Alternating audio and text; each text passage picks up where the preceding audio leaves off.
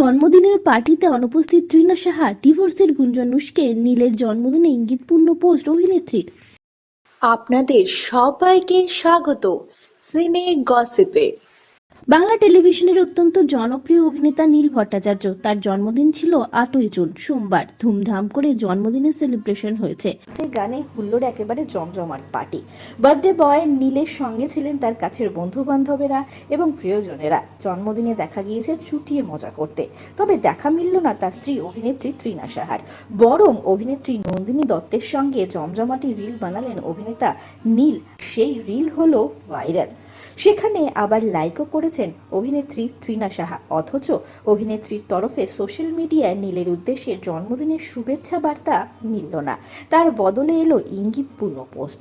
অভিনেত্রী শেয়ার করেছেন যে পোস্ট, তাতে লেখা রয়েছে, অনুতাপ, হাহাকার না, প্রকৃত ভালোবাসার মানুষগুলো এখনো আমার সঙ্গেই আছেন, আমি শুধু কিছু সাপকে হারিয়েছি।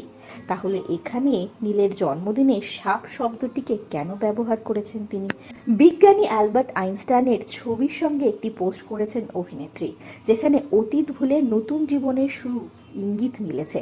সেখানে লেখা রয়েছে, ক্ষতস্থানে প্রলেপ দিতে মাঝে মাঝে হারিয়ে যাওয়া প্রয়োজন, অতীতের সেই অন্ধকারে আর যেন কখনো ফিরে যেতে না হয়, নতুন জীবন, নতুন অধ্যায়।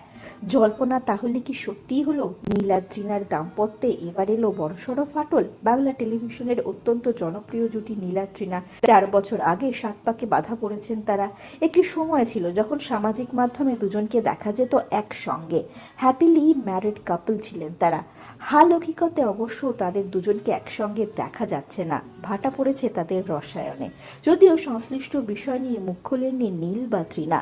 সাম্প্রতিক অতীতেও বেশ কয়েকবার দুজনের বিচ্ছেদ নিয়ে এসেছে গুঞ্জন। সেই সময় অবশ্য এই জল্পনাকে উড়িয়ে দিয়েছেন তারা। তবে নীলের জন্মদিনে তৃণা সাহার অনুপস্থিতি বিচ্ছেদের জল্পনাকে আরো জোরালো করলো। আমরা হলাম সিনে গসিপ। জুড়ে থাকুন আমাদের সঙ্গে, সাবস্ক্রাইব করুন আমাদের এই ইউটিউব চ্যানেলটি।